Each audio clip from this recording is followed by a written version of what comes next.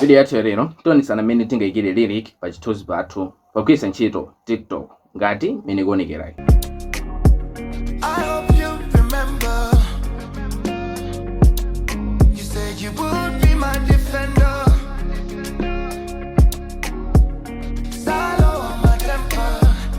Mosataya nthawi tiyambe. Ngasinapange follow tipange follow. Ndizo mwiti machita tikasegula TikTok wathu ndi TikTok amene tigwiritsa ntchito momo ndi TikTok wanomo ndi tipanga plus sign.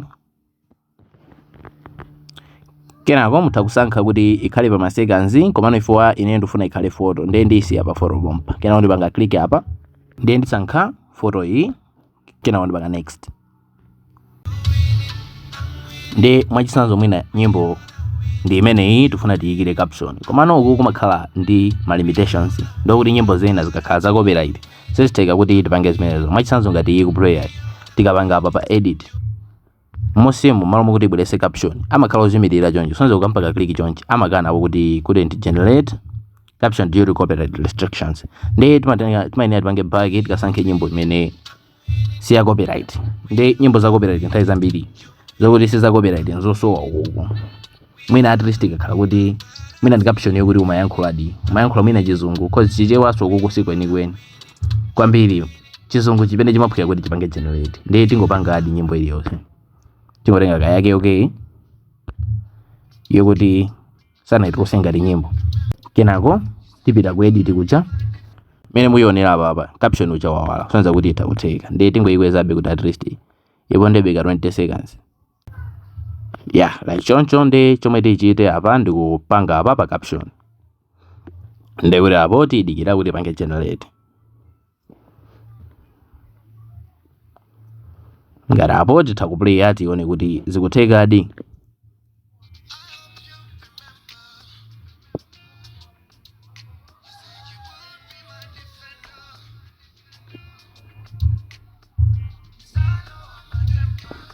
Ngati awo mwayiona kuti zalowa matempa komano sinaponye bobo ifo kuti chimenecho ndi chichewa. Ndi ukafuna kupanga edit ndi kuti umathaso kuipanga edit. Ngati apa ndi kuti utakuyika kuti zalowa matempa like utakupanga edit chonchi ndi kupanga delete awa tingopanga select chonchi tika kuti zalowa kina kuti bweza chonchi.